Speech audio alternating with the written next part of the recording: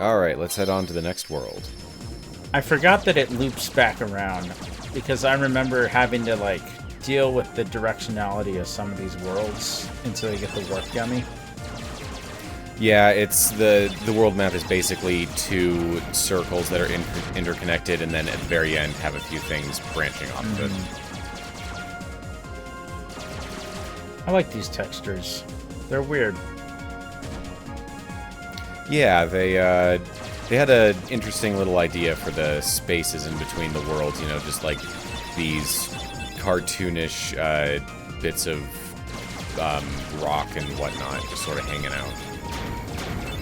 It reminds me of the Salt Lake City Primary Children's Hospital before they did their big renovation. I really wish they didn't change it. It had such a whimsical vibe with like giant block walls and little fountains, and it's one of those things where it's like, it's not lost media, but it's like I can't find any documentation of what the place used to look like. And I wish that I don't know. I'm tempted to like call up the hospital and be like, hey, like, for historic purposes, do you guys have any record of anyway? But yeah, that's me rambling. But okay. So while we're out here in interspace, there was concept art that included a world icon for Toy Story for this game, indicating that they wanted to incorporate it all the way back then, but that was around the time that Disney had legal trouble with Pixar, things regarding distribution and story rights. It wasn't until 2006 that Disney acquired Pixar and all that stuff was done away with, and by that time Kingdom Hearts 2 had already been out, and apparently the creators, like Tetsuya Nomura, didn't want to introduce Pixar in anything outside of a numbered title, so... I'm glad they waited till... Because Toy Story... Kingdom Hearts 3 was after Toy Story 3, right? Oh, Toy Story 3 came out in 2010, and Kingdom Hearts 3 came out in 2019. Right. So, yeah. Yeah, I'm glad that they waited, although it is interesting to imagine what would they have done for Toy Story in this game. I mean, as somebody who adores the Toy Story 2 video game, and it would have been interesting to see. So, this world is entirely optional and can be skipped. Does that mean you just don't get thunder? I don't think you necessarily have to, no. Because we've already got the Gummi pieces from Wonderland and Deep Jungle. We can just head back to Traverse Town. But you would get Thundara? So the way it works is that each time you get a magic spell, it basically just upgrades the one you already have. So you would, where you would ordinarily get Thundara, it would be Thunder, and then you'd get Thundara, where you'd normally get Thundaga, and then you just wouldn't get Thundaga. It's kind of wild. Yeah, it's basically just it always just upgrades whatever spell you have. So in that way they can allow it to happen in any order. That's kind of cool.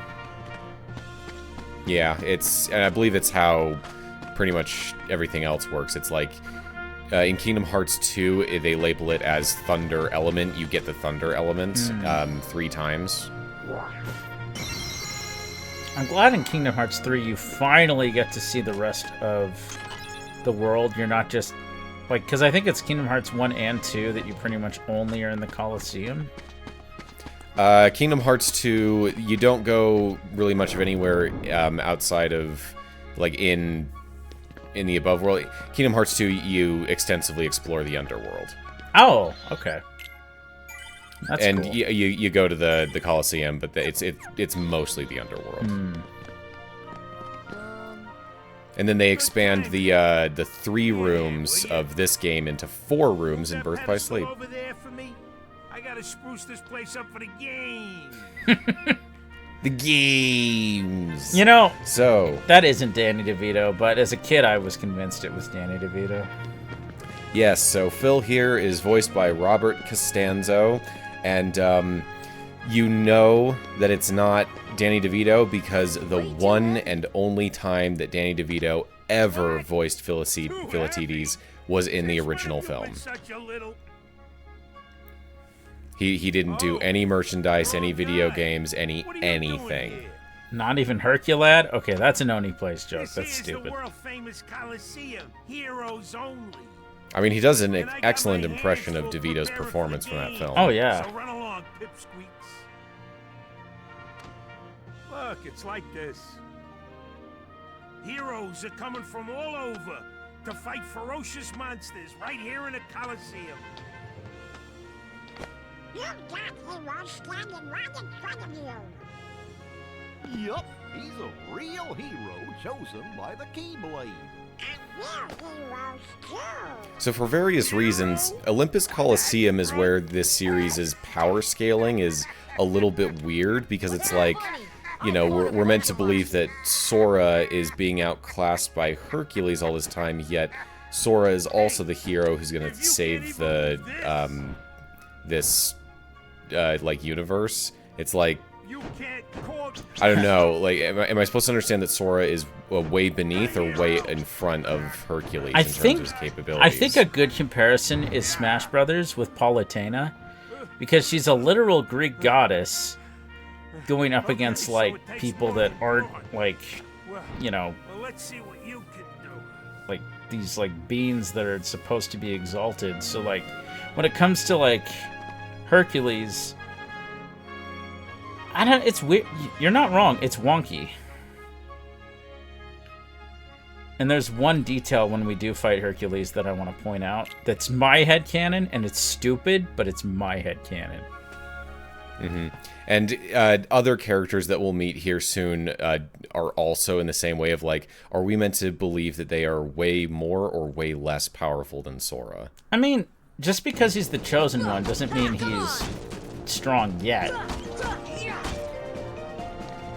Yeah, but it's a thing of, like, you know, would it be a better idea to give someone else the Keyblade? Yeah, I mean, because they'll get this done, like, immediately. That does. Wow, you did that really fast. Yeah, this one's easy.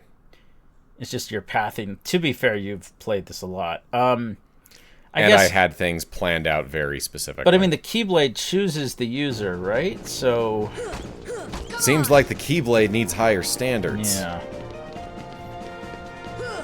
I mean, as we see later, there's more Keyblades, so that kind of becomes and you get a less Keyblade, special. and you get a Keyblade. You all get Keyblades. Look under your chair. Oh man. Kyrie, your Keyblade is okay, I guess. Yeah, they clearly had the idea of, like, you know, the Keyblade being very special. Although at one point it was imagined that Riku would also use a key in this game, and I'm not sure if there's concept art of it, but it definitely feels left over based on what we got. Yeah, as they fleshed it out, the Keyblade became more special and more unique. But then where they went with later games, they just wanted more Keyblade wielders. Why not? 2 words. You guys ain't heroes. Come on. Goofy. That math ain't It's funny. It's funny because Goofy is actually one of the smartest characters in this series. Like, he picks up on things very quickly. I wonder, because as we later see in the series, like, the relationship between Goofy, Donald, and Mickey is, like, kind of based on the Three Musketeers Disney movie, almost. I mean, that, I'm trying to remember when that movie came out. I think it was after Kingdom Hearts. But not in this game, but, like, later on in the series. They seem to pull their particular backstory. Like, because in that movie, Goofy is, like, the smart one. In that movie, his problem was that he was an idiot, and he eventually got to be smart enough to be a musketeer. Right. We can go over that at a later point, but it's an interesting conversation there with that movie. I need to see it. All right, and we're here with the best character, James Woods. Hades. Yep, voiced by James Woods, both here and in the film. I've and seen he has so many memes continued with that Good shot. luck, kid. I'm pulling for you. Yeah, and James Woods has consistently voiced Hades throughout the franchise. I think he loves He getting insists on it. I think he leaps at any chance to get into the booth and voice Hades again. If you haven't seen, and this is to you and the audience, Disney's House of Mouse, where he's having Mickey be his wingman to try to like woo Maleficent, it is the funniest thing in the world. Oh my gosh. Oh wow! I never thought I'd see him strutting in Mickey's outfit, but it's incredible. Yeah, so for various reasons, Hercules is a world that Kingdom Hearts really likes using over and over again, and part of that I think is because they just like having Hades around again, and he shows up quite frequently. But yeah, Olympus Coliseum was very developmentally efficient. 3 rooms, you fight a bunch of enemies that you fight in the rest of the game. It was a no-brainer. Like, it's not surprising that this is what they did for this first game that had, you know, some very first game development issues. How good is, once you know, unlock the later tournaments, or even these other ones, how good are these for, like, level grinding? They can actually be quite good. In fact, considering that you can kind of choose where you start, you can jump straight to some of the more EXP-rich fights, and that can be a good way to power level. All right, and there we had the squealing of a million fanboys. Cloud's here. Yep. All I can think of is I'm 1 year old. Yeah, so I believe that this design is Kingdom Hearts exclusive, just like most of the Final Fantasy characters in this game. He is voiced. Haven't said anything yet, but he is voiced by Steve Burton, who is his longtime VA. Oh, does he reprise in the those remake games or nah? I believe that they recast him specifically for the remakes. He's now voiced by Cody Christian, but Steve Burton voiced him for so many years. Okay. But not in Smash Bros. Really? Remember, that's the thing about Cloud. He always, in Smash Bros, he's always speaking in Japanese. Oh, yeah.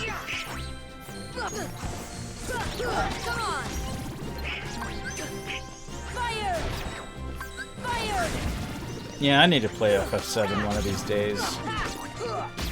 I mean, I kind of want to, but on the one hand, I'm not really into super long games right now. I'm almost tempted to watch RPGs in particular. Yeah, I'm almost tempted to watch a walkthrough, to watch it like a movie. And that's the thing. I know that the remake is really meant for people who have, you know, played the game so many times over the years and is, you know, playing on those expectations. So I don't think I would really get a lot of stuff if I were to just play the remake and not that's the original. why I don't want to skip the original. Plus, I never get. But then that's another super long game and a kind of old RPG that I'd have to get through. It's a mess. Meanwhile, I'm like, should I play Secret of Mana because I want to play Trials of Mana? I don't know. I feel like I missed out on a big segment of gaming that I just could have had nostalgia for, but I would never. Well, not never, but it's not childhood nostalgia. Man, you are tearing through these guys. These fights are not terribly difficult. Blue Revenge. Fire! Come on! Yeah, the fact that fire can't do what thunder does is kind of disappointing. That is to say... in what way? The spread. Like, you know, with a well-placed thunder, when I've done this Coliseum, it's taken one thunder to take out everyone, and it's kind of fun. Yeah, thunder, when properly upgraded and everything, can be extremely helpful in some Olympus Coliseum stuff. They wanted each magic spell to serve a specific purpose. You know, fire is long range and homes in. Blizzard is like a shotgun spread. Thunder is more AoE. I know it says you're only required to kill Hercules in this tournament. Although that does mean that their elemental matchups don't always fit with their Hey, it's like that old with that vote says. purpose. Rule number 11. It's all just a game. So let loose and have fun with it. If there's one thing I wish they could have done for Hades, it's that he'd turn red when he gets really pissed. Like Yeah, I think that was a bit difficult to do with PS2 technology. It really shouldn't be, because like it's just I mean, hue they do kind of do it a little bit, but when you have a close up on him in a cutscene, I'm sure it's a bit difficult. Although I say that, and there was one moment in Kingdom Hearts 3 where, you know, it's trivial, and they really didn't. So maybe they just have a different idea of when he should do that. That's true. I mean, he wasn't that tilted. Oh, if there's one thing I love, it's when health indicators have a portrait that changes based on how much health you have. That's always a nice touch. Yeah. Over the series, the portraits there have gotten more complex, more states. Because I don't even think that this one has a pain indicator. It's mostly just fine and low health, whereas in other ones you have normal, in battle, taking damage, and low health at least. Because when we did Banjo-Kazooie, that one has... I think that one has a different state for every single health point, but it's using 3D models that are turned into sprites, so it's a lot easier to get away with in-betweens. Well, I've always wondered... Cloud Strife has a bit of a Sonic Boom problem in that he's wrapped his sword in tape. I was just about to say, oh no, Cloud's sword has gotten wounded somehow. It's probably just because it looks cool, because there is no practical reason why wrapping your sword in bandages would make it more effective. It almost looks like rope. Like, I can't get a good look at it while he's moving, but... No, those are bandages. Mm-hmm. Oh, another reason why it's better to leave Olympus Coliseum later is because block is extremely good in this fight. Yeah. I tried to beat this without block, and it is terrible. Yeah, Cloud does that rush forward attack a lot. You're going to hear that grunt of his a lot, and block is an excellent way to deal with it. So, because he lost this fight, Hades is going to be pissed. So, similar to Leon earlier, you can either win or lose against him, and both will cause the story to continue, and there's no reward for beating him, so in actuality, that fight, it doesn't matter. So Yeah. I guess I just contradicted myself. You don't need block, because you can do nothing, and that fight will play out. Yeah, just I've fine. never beaten that fight. Hey, Phil! Get them out of here! So who And forces we've him? got our first glimpse at Hercules. Sorry, what were you going to say? Oh, the voice actor for Hercules. I'm curious if they got the guy from the movie. No, this is a recast, and I can tell the difference in the voice. He is voiced here by Sean Astin, best known for portraying Samwise Gamgee in The Lord of the Rings. He was voiced by Tate Donovan in the film, and at least in Kingdom Hearts 2, I know that Donovan does reprise his film role, so they didn't get him here, but they did get him later. Okay. It is interesting to see So- who they get and who they don't. Yeah. So right here, I am giving some items to Donald and Goofy, because this fight is actually kind of difficult for this early in the game, and this is another reason why I do Olympus Coliseum last, because Cerberus is fairly difficult. Can you theoretically leave this to be the very last world you do? I'm glad that you asked that. Yes. Due to the fact that Olympus Coliseum is optional, you can just leave without defeating Cerberus. Like right now, you can just let Hercules deal with him for the next several hours. Oh And no! in fact, if you wait to do this until much later, an end game the cutscene at the end of this world will actually be different Oh. due to one character not being able to be there. Oh.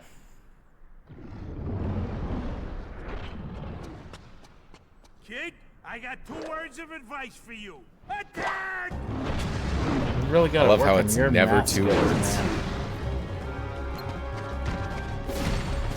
Because this Yeah, is so no, go for it. yeah, Cerberus is quite difficult. He's got the 3 heads that are far off the ground. He's constantly attacking. He hits really hard. There are very few safe ways to hit him. He's rough. So I keep yeah. waiting for an opportunity because this is like almost like a wrestling match kind of thing. Not really, but Danny DeVito. I can't help but think of I'll be the trash man. I'll toss trash all over the ring, and just, man, I'm sure somebody's edited his voice clips into this game. It'd be so good. Anyway, It would be great. So right here, this is I like this.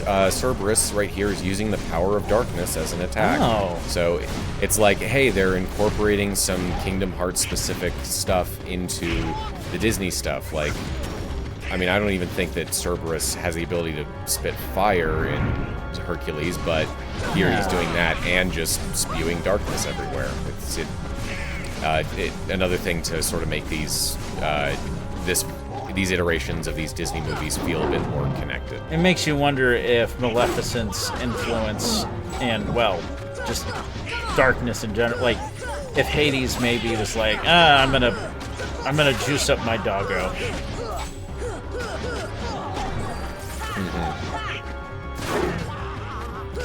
Oh yeah, and dodge roll is also very I bet. helpful. As a kid, I was mystified at the idea of a multi-headed animal, but now I realize that conjoined twins and conjoined animals are a thing. So, whoa, that's a lot of HP or XP.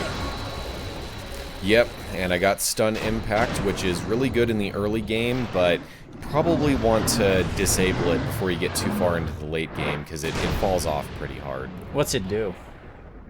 It's a combo finisher. Sora lets out a AoE around him that does some damage, but mostly it causes enemies to be dizzy. But it's kind of slow and locks you in place, so later on it's not quite as useful. I do hereby dub thee junior heroes and confer upon thee full rights and privileges to participate in the games. Further, Hey, what do you mean, junior heroes? you rookies still don't understand what it takes to be a true hero. So, what does it take? So, I mean, I guess you could argue that at this point Sora has already kind of exceeded Hercules in terms of power, but he's just inexperienced and, still 14 years old. Right. But yeah, it's also like Cloud, because the Cloud is portrayed as like, Sora if 10 years from now, Yeah. established Final Fantasy hero and all that. Right. But, why isn't he going out saving the multiverse? It's kind of the, like, Kid Gohan thing, where he Just between has a lot us, of... I'd already worn Cerberus down by the time the little guy jumped in. Of course, there is Hercules in God mode, and that's borderline cheating because he's technically invincible. Yeah. Oh yeah, so that's the pass that Hades gives to Sora at the beginning of this world. I bought an Organization 13 coat, and the people who sent it to me, they included a coupon that was printed on a thing designed to look like that. Oh, pass. that's cool. Yeah, and it's clear that they screenshotted that scene and was like, okay, let's try and get this as close as we can. That's really fun. It's a shame they couldn't just rip the texture, but I fell into darkness. I know that Cloud's character has been a source of contention in the Final Fantasy fandom for a long time, of people feeling like a lot of portrayals miss the point of his original character arc. I don't really know. I don't have a horse in that race, but I do know that some have identified Kingdom Hearts 1 here as the beginning of his character being muddled and mishandled. Sometime. Fair and square. No dark powers involved. So how old is Cloud? I don't know. I mean, I would guess like 18-ish. Sonic Blade. All right, and we got our first limit, Sonic Blade. So in Kingdom Hearts 1 here, you get 4, technically 5, but 4 special moves that Sora can just do on his own that are basically just Keyblade abilities, and they've sort of become his signature moves. They tend to show up in each game. Maybe not all of them, but Sonic Blade is the first of them, and we're meant to understand that all those rushes that Cloud was doing in the fight was Sonic Blade. So now we get to do that ourselves. What's the equivalent of that in DMC? Because I feel like that's something you get. It's basically doing Stinger a whole bunch of times. Stinger, right. I need to finish the first game. Or rather, but there's some good... Wooly. Sonic Blade tends to have some good momentum, at least in this, like, Sora's sliding around instead of just doing a quick dash and stopping, although I guess later games do that a little bit more so. Yeah. I like that they have Fantasy Greek. It's like, because they could have used the Greek language letters, instead they have, like, on that sign out there, wacky stuff. You can trade with the barrels if you want. Ah, I flushed my shoes down the toilet again. I should stop quoting It's Always Sunny. Gosh dang it. Can't believe that show. But yes. Yeah. So this visit to this world is quite short because, I mean, they kind of dole out this world in tiny pieces over the whole course of the game. We just can't do it all right now. He's strong. He's kind. He's always there for you, and he's handsome to boot. And this is where we get some of the broad strokes, where we're meant to understand that the events of the film kind of already happened. Right, and they must have, because he's already been able to, like, go, like, God mode, so... Yeah, he's kind of like it does a true turn hero red already. there. Okay, I was full he of does. it. Whoa. Yeah, he does. Let Hercules train the kid.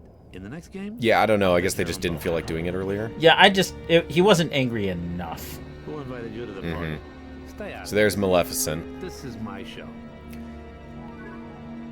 So this is the scene that would be different if we put this off till the end, because Maleficent wouldn't be here. Oh, you're right. So Maleficent is voiced here by Suzanne Blakesley, originally voiced by Eleanor Audley. She died in 1991 at age 86. She was also Lady Tremaine in Cinderella and Madame Leota in The Haunted Mansion in both Disneyland and Disney World. I'd say of all her roles, Lady Tremaine is the scariest.